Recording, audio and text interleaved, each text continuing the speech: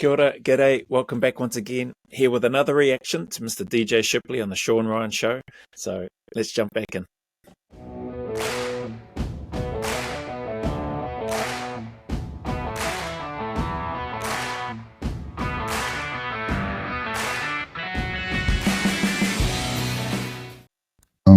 So we backfilled them, had to sleep in their beds, had to do that whole thing. That's a very sombering thing to have to do. I mean, it's the reality. Like, this is what it is. Sleep in a dead guy's bed. So, just another reality check. Trying to get in there and hit a really good target set, and everything's great, and we're going to work. It's all steady in the back of your mind. It's like, any moment here, any moment, this thing's going to get us. And it almost did a couple times. The exact same thing. I mean, we took RPGs off the refueler, getting shot on infill, exfil, and just close ones. Yeah. Testament to the pilot's capabilities, just how good they were. But right after that, that was a really good deployment. Like, that was probably my favorite deployment, because the people we were with, like that team. God, man, I did not deserve to be in that team. I fucking love that. What a humble dude, eh? 100% that he deserved to be in that team. Like, just listening to everything that they go through and the process that they go through to get to where he got to, they're not going to let him in that team if he hasn't earned it and if he doesn't deserve it. But man, just a very humble man, this guy, and what he's done. Anyway, get back to him.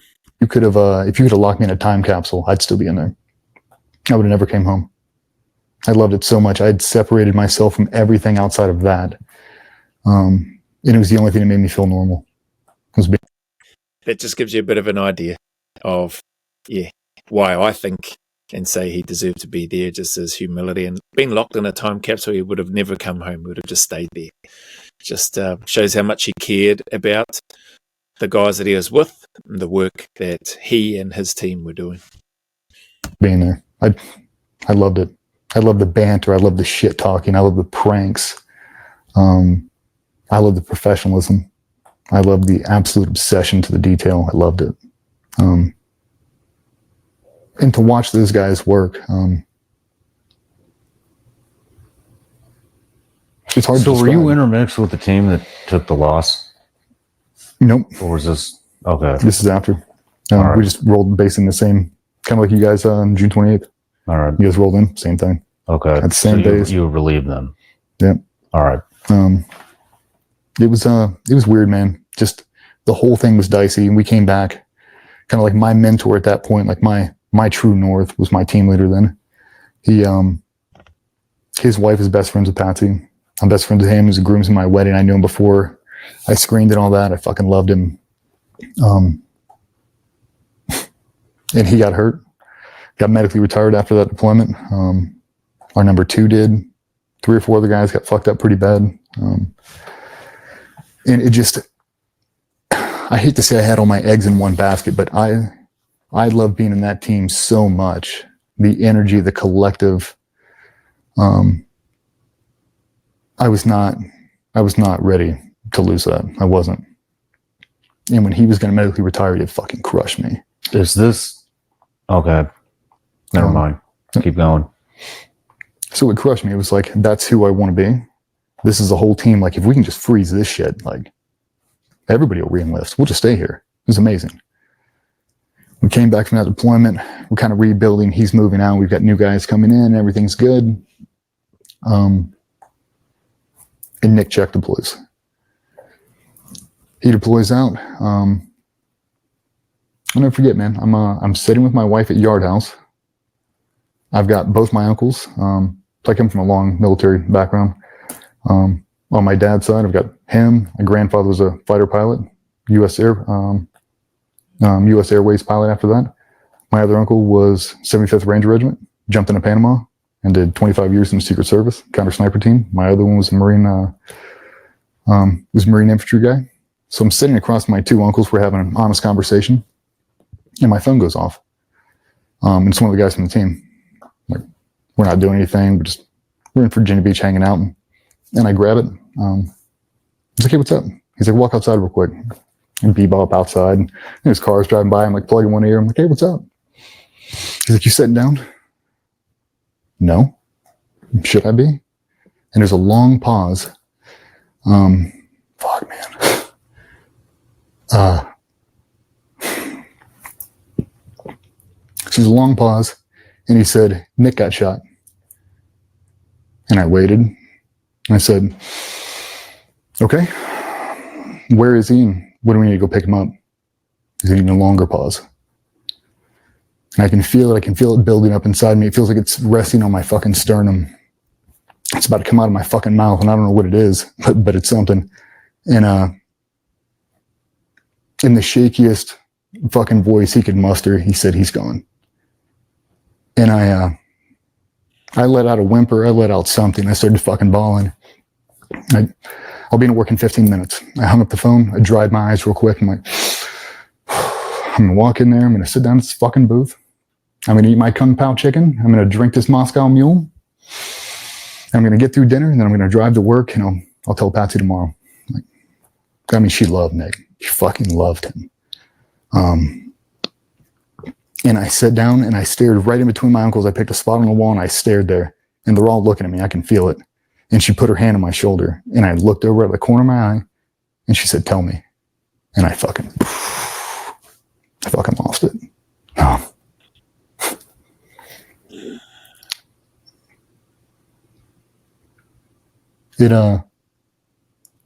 Fuck, man. Do you want to talk about what he was doing? He was doing a hostage rescue for a doctor named Dilb Joseph in Afghanistan. Bad scenario. Obviously, Ed Byers got the Medal of Honor. There were a bunch of Navy crosses that came out of that op. But long story short, they patrolled up Nick's walking point, and one of the sentries came out, and they had a brief engagement. And he ran up to make a dynamic entry super fast. Like, the gig's up, we have to go. So he closed the distance, and they had a bunch of blankets in the doorway. He's clearing the blankets, trying to get inside, and as he makes entry, he takes a round. Kind of over. The rest is history. Guys came in, killed all the bad guys, saved all the good guys. I talked to the guys that worked on him. The only positive out of the whole fucking thing is they got the hostage. That's why you sign. That's why you go there, is to do that mission only. And to know that you gave your last breath trying to save another human. That's exactly who he is. Man. Heavy, eh? It's heavy, man. You can see it in the way he describes it sitting on his sternum. You can see it still sitting there with him now. Understandably, one of his best mates, if not his best mate. I'm not sure. I can't remember. But yeah, rest in peace, Nick Check. Right. And just the way he was speaking as well, also about his family lineage. I never knew that. Man, 75th Rangers, a fighter pilot, a blanking heck. He's got a long history, right? His dad was a SEAL as well. I think his dad may have been part of DEVGRU as well. I'm not sure. I don't know. Far out. What a pedigree. What a legacy to come through that line and be doing what he was doing at that time, and to have done what he's done.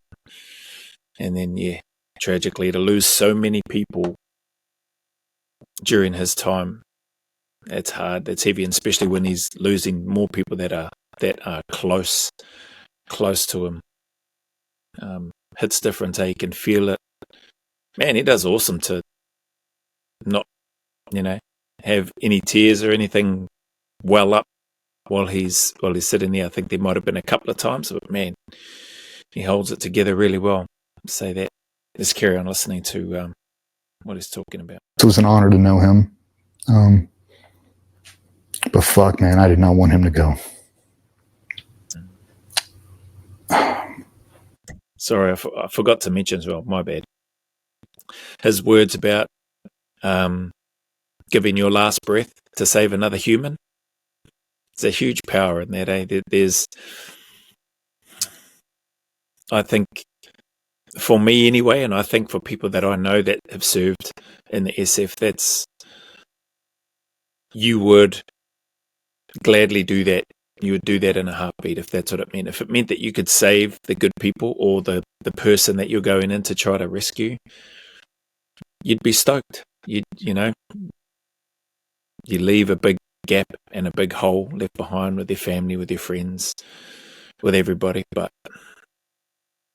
man, this guy, just absolute warrior, eh? Just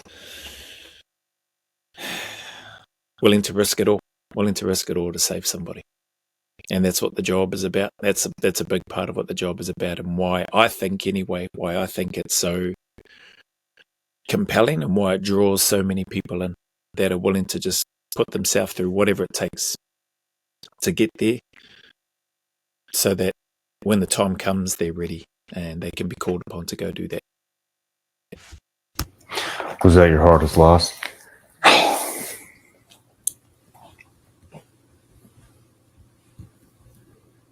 Probably. I didn't even process it. I didn't. I stonewalled that shit. I fucking threw up a wall so fucking thick. I did. And about 5 days later, I ran all the swag, so all the t-shirts and the hats. I made the shadow boxes. I did the going away shit, and I had to go make his shadow box. And I had all his awards, had all his shit, all the patches, all the stuff we were gonna put inside his shadow box. And I walked into John Will's studio, same guy that made all your deployment plaques. And I walked in, I got a really good relationship with him and all the ladies that work in there. And I walked in, and his number 2 lifted her head up from the office, walked out and saw me, and I was totally normal, just like this. And she went, "I am so sorry." And she said it. I haven't cried like that probably ever. That was probably it. I dropped my fucking knees, man. I was dry even.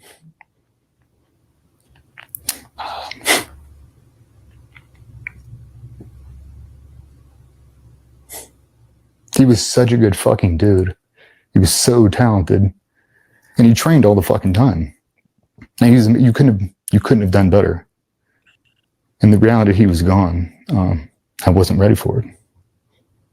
I tried to wall it up, tried to pretend like it didn't happen. And then I tried to make excuses. Like, why did that happen to him? And then I had to justify it to Patsy. Why that's not going to happen to me. It's like, well, I better cut out more negative shit. I better cut out everything. I've got to completely obsess now. Like, this is what I have to do now. And it just justified it. Like, we're playing for fucking keeps, man. Like, became another thing that I'd slide in there. Like, you want me to spend more time at home? You want me to do this? I have to obsess. This is fucking for real. If I have a bad day at the office, that's what happens. Being that Patsy was a Gold Star wife and her previous husband, died, killed in combat, were you able to lean on her a little bit more? Was she, could you relate to her a lot more than most guys could relate with their wives? And I mean... Yeah, and especially because, because I grew up in the teens. I grew up in it. I felt like I was as much part of that community as anything else. And yeah, we leaned heavy on each other. And a lot of it was, she convinced me it was okay. She's like, DJ, that dude loved everything he fucking did. He loved it. There's nothing else that dude would have done. If you would have given him an option of dying at 80 in a fucking bed alone, or dying on that, he would have picked that. That's just the dude he was. Like, he doesn't want you to be here depressed, mourning him all day. He wants you to go fucking get it on. That's what he wants. He wants you. Man, she sounds awesome. Just would have heard as well, because I heard DJ say that his wife Patsy loved Nick as well, and I think that's the guy that was doing the tiling in DJ's home while he was out on a deployment, and then left rocked up to base, got dressed, and then with all the tile soot on his clothes, got dressed, and then on the plane and off to work. But she sounds awesome in terms of she knows. There's a woman that knows, been through the heartache. Be cool. I wonder if she's been interviewed on the Sean Ryan show. If she has, feel free to let me know. If she hasn't, it would be cool to know if she has been interviewed with her perspective, because man, it's powerful, and she's gone through a heck of a lot, and for her to have the strength and the ability to share the words that she's sharing with DJ, that's got to help him feel better. Not completely better, but I would imagine it would help him feel a little bit better in regards to him now obsessing even more, so he doesn't have a bad day at the office, with him mourning the loss of his friend, his brother, and being able to lean on each other, like he mentioned, him being able to relate to her more. That's a great question from Sean.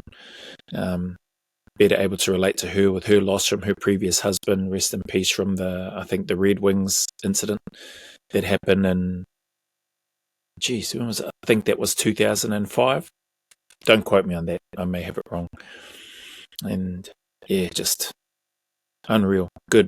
Great support. Awesome support. You should go back to fucking work and be as good as you can. Fair enough. And the obsession continued. It's like, I wasn't in touch with myself. I didn't know anything about grief. I walled it up. I did. We stopped talking about it. We made shrines for him. We made memorial patches. We did everything. But I had to go do the notification and knock at his door for his fiance at the time. Dude, I don't know how people do that. But I can remember every detail of that. It was fucking terrible. We all met at my house at 7 a.m. Had me, Will Chesney, and one of the guys who was on Nick's new team, who's an ops chief. We all met at my house. Patsy was there. She kind of gave us a brief on kind of what to expect, because we've done notifications before for August 6th, but you never know. So, we kind of powwowed it like, hey, who's ringing the doorbell? Who's saying this? We're all in dress blues. And it started pissing down rain, like torrential downpour. In our shoes, we wear the black core frame dress shoes. It was so hot in Virginia Beach when Extortion happened, from sitting on the tarmac, it had melted all our shoes. It melted the heels off. So when we got out of the car and we took a step, all the heels blew off our core frames. And Nick Jack is a neat freak. He's OCD. He's got white fucking carpet. So I get out. I've got Patsy in the car behind us. She's got groceries. She's got Starbucks. She's got a bunch of shit. Just like, you're not leaving the house for 48 hours. Here, like, this will tide you over until we can figure out what we're going to do. Because you're not a wife, it's kind of a weird, predicament you're in. So it's really like we had to take care of her. Notification teams went out to the families and all that. But I remember ringing that doorbell and hearing her upstairs directly above the front door. I remember hearing her walk down the stairs, turning the corner, and as it got closer and closer, the footsteps got louder and louder. And I was on a fucking breath hold, man. I did not want that door to open. I was hoping she wouldn't answer it. I was hoping we get turned around and somebody else would have to do that. And throw bolt flips. Doorknob opens, slowly starts to crack, and as soon as she fucking saw us, she knew. She didn't cry. She just looked at me, kind of cocked her head, and like, she knew me. Tell me. And I fucking came and I gave her a big hug and fucking bawling. And I told her. We had a very no bullshit conversation about what's going to happen over the next 72 hours. Kind of everything we need to get done. And we kind of just went from there. Like, you got to go buy a fucking dress. You got to go buy this. You got to go get this right now. Like, these are all the things that has to happen. And you've got about 12 hours because this thing's going to go and you're not going to have time. So whatever you need, let's get on it right now. I remember her making a comment on the black shoe marks. We track black shit all throughout his house. And she's like, God, you're lucky he's dead or he'd fucking kill you. We all started laughing, like, no doubt. Stanley Steam over there, we're vacuuming the carpets and shit. We all drove up to DC together. That was the coolest thing. Drove up there and picked him up. Same thing we did for the guys at Extortion. We all drove up there in unison, met all the planes and did all that. And she drove up there with us. It was, oh, fuck, man. Just, it's like one of those things you just wanted to be over and you didn't, because now you have to do the memorial. Now you have to get up and speak. Now you have to go through all your photo albums and pick all the photos you like. You have to put it to a montage and you have to watch it over and over and over. Now the family starts to fly and you got to meet all of them. Like, it never ends. It felt like that process was 5 years long. Like, I was fucking crippled at the end of that one. I was in a fucking bad spot. Some key people in the organization were shifting out. They were retiring. They were getting medically retired. And I felt a void. I did. With him being gone, I really felt a void. That takes us to 2013. Wouldn't wish that on anybody, eh?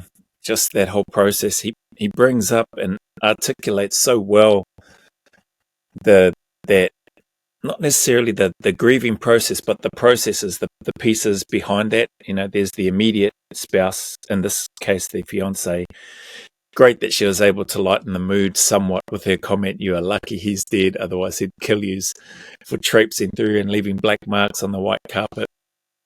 But it's good, like, they went back, and it sounds like they went back and cleaned it and steam cleaned and all that sort of stuff, which, yeah, I'm not surprised DJ would have done that. And the team. And then they're picking out the photos and then meeting other family members coming through, and just, yeah, it's interesting that he says it felt like 5 years. That's heavy, man. That's yeah. And I just hope that there was some support for them, for him and his team that are having to go through that process, because he highlights so many great things. But it sounds like they've got such a strong support network in terms of what they do in an event like that, tragic event like that. And that's pretty awesome to hear. So whether that's just the process that the military or their unit just has as part of it, or whether that's something that the lads have just gone, this is what we're doing with them and their spouses, their partners, this is what we're doing, this is what needs to happen. And the fact that, you know, Patsy's been through that process and giving them a heads up of what to expect and all that sort of thing. Unreal. Great to know that those guys have got things squared away, and that DJ's business caters to and for Gold Star families with regards to employment and that as well. That's huge. That's awesome.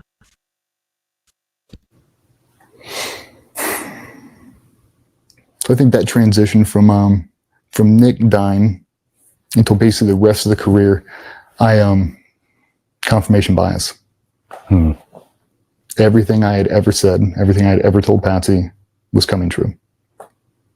Everything. I used to tell her things because I'd obsess. I bet you in my entire time in the teams, I bet you I went into that building every day I've been in Virginia Beach, minus 25. Every Saturday and Sunday, I'd go through there just to show face, to make sure my cage was still there. Like, I had to touch the magic every fucking day to make sure it was real. Yeah. I had to. I was fucking obsessed. But it was good because everybody else with me was just obsessed. But I'd justify it to her. I'd start to separate myself from her, separate myself from different friends outside of the organization. Just, it was a linear focus. This is it. This is the only thing that fucking matters. There's no distractions. And it reminded me of my childhood. The only thing that matters is the team. Like, Dad's got to go on deployment. You can't do this because of that. Like, you can't do this because it'll affect deployment. I can't get shoulder surgery because I need to go on deployment. I can't do this because of that. We can't take a vacation because of this. And I self-justified it. I was like, no one's going to die if I'm a 65% husband. No one. Like, I'll be a husband when I retire. Would you change anything looking back now, doing that? Yes and no. What would you change?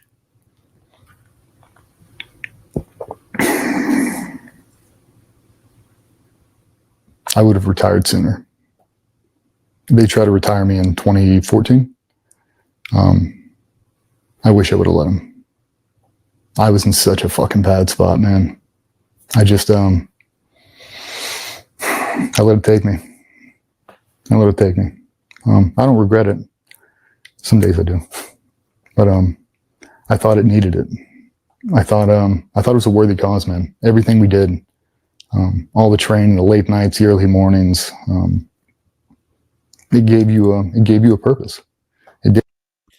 It's hard to let go too. It's awesome to hear him be vulnerable and honest and talk about that he wished he had let them retire him in 2014, I think he said.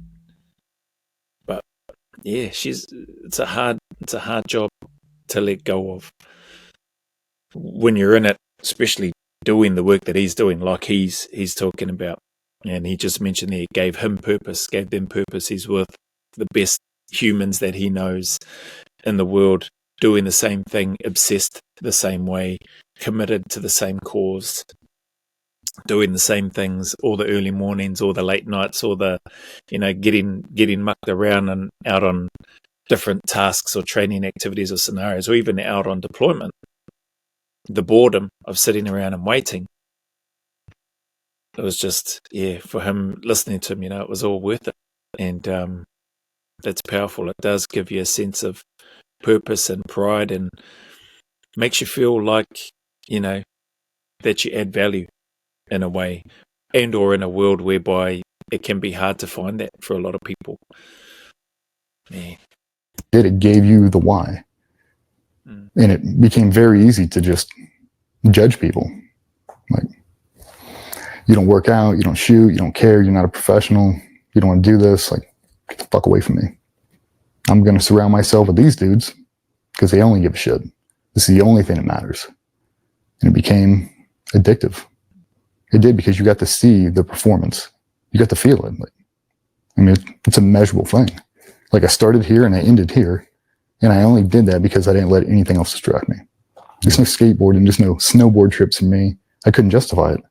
I couldn't justify breaking my wrist and missing deployment. I couldn't justify wakeboarding and blowing out an ACL. I couldn't justify it. I could justify the skydiving thing because it's part of work. I couldn't justify anything else. I couldn't justify drinking. Like, you fucking drink. 2 drinks in a single sitting? Like, I haven't been drunk since 2010. Wow. I don't do it. Like, can I safely operate a vehicle? Can I speak to the police? Can I discharge a firearm? Can I provide life-saving medical aid? If the answer is yes, then I'm good to go. If I'm shit-faced, I can't do any of those, that's a metric. That is awesome for anybody to hear, and just hearing him rattle off those things. There's a whole bunch of other things in terms of the not only the financial aspect and saving, but just being in, around and functional around the home with your spouse, with your children, all those other things, skills, technical abilities. Can I render medical aid? Can I discharge a firearm safely? Can I operate a vehicle? All that, man, brilliant, awesome stuff. And then the health effects, the way that you feel long term going on. So I'm, as bad as it was in terms of my incident in 1999 during cycle, I haven't had a drop of alcohol since then, and it's been awesome. It's been a huge blessing.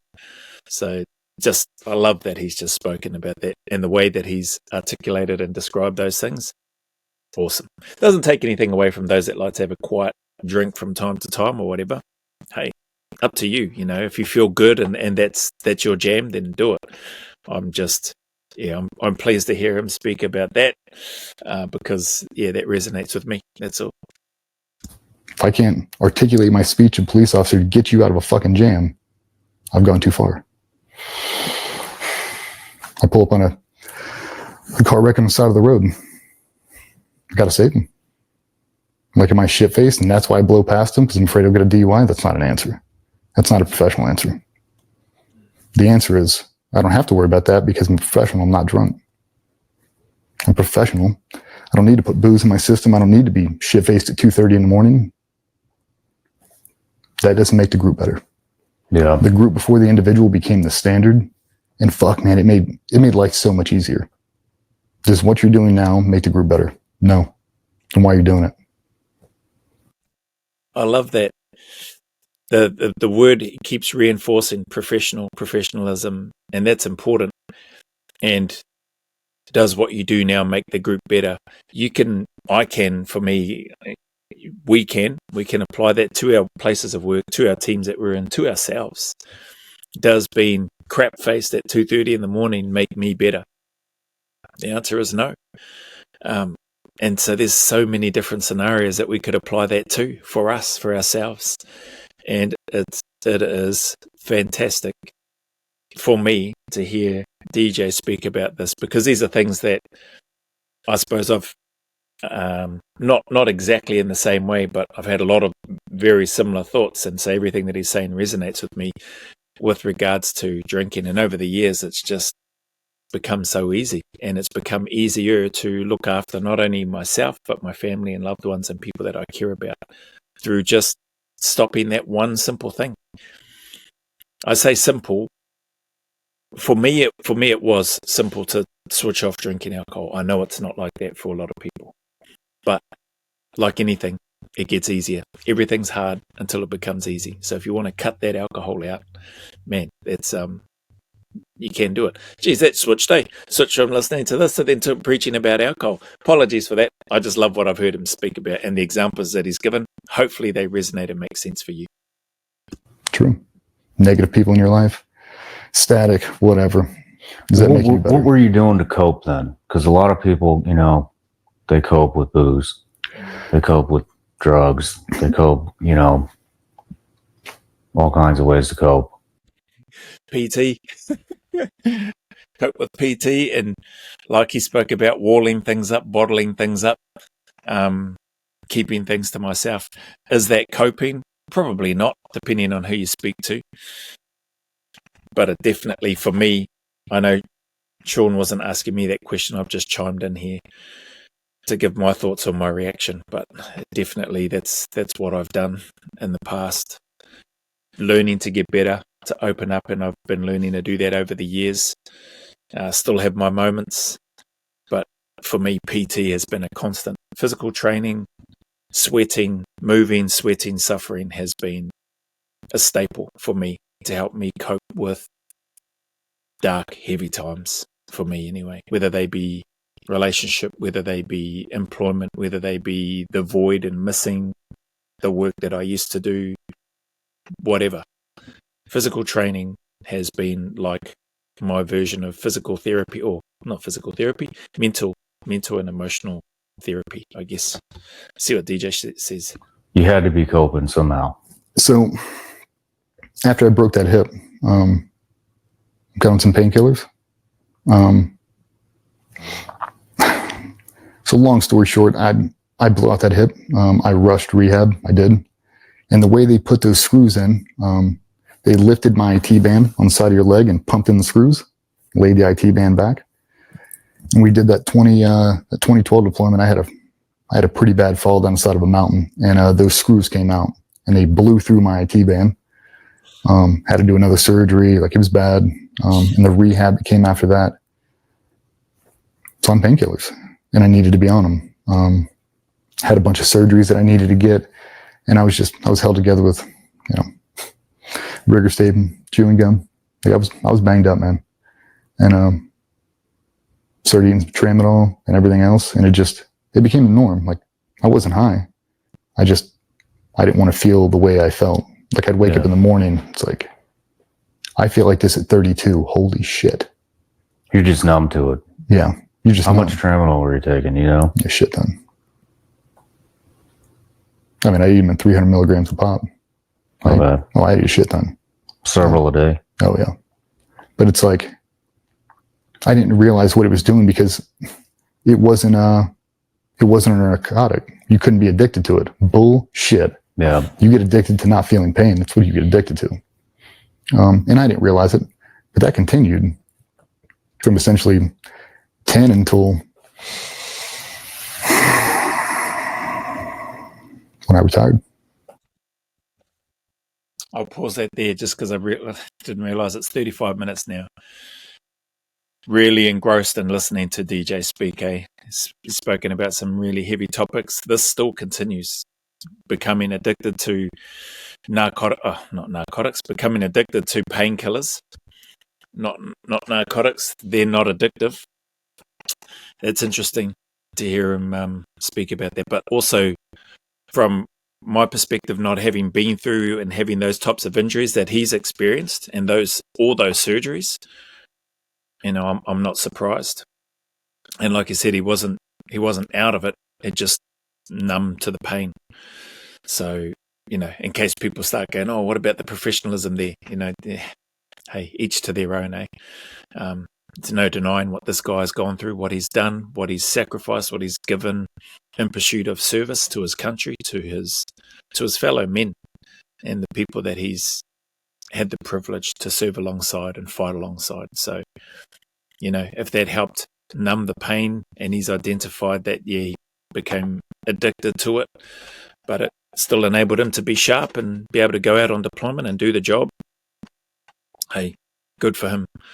But probably not ideal. And I can understand, hey, PT is not going to be a coping strategy if your hip is held together with chewing gum and some screws, and those screws have gone through the IT band and all that sort of stuff. It's it's just going to make it worse, So anyway, appreciate you, Zay. Appreciate your time. Thank you very much for what you give here to this channel, what you give to me, what you give to each other with regards to your comments on each other's messages and input and share and knowledge that you put here. I really, really appreciate it. Thank you very much. To anybody going through any difficulties, hard times, dark times, challenges, all I can do is encourage you to keep turning up, to keep staying in the fight. If you can, draw some strength and courage from Mr. Shipley here, but keep turning up and keep staying in the fight. There are better days ahead. The sun will shine again, and there is a light at the end of that long, dark, lonely, and miserable tunnel. You are not alone. Everybody's going through stuff. So stay as consistent and as disciplined as you can, and just keep putting one foot in front of the other. And you will reach that light again. Those better days will come. As always, go always a little further. Remember, who dares wins and who cares wins. And until the next video, YouTube post or milestone, there's a big mana wave coming from me to you, filled with my aroha, respect, appreciation, and gratitude for you all.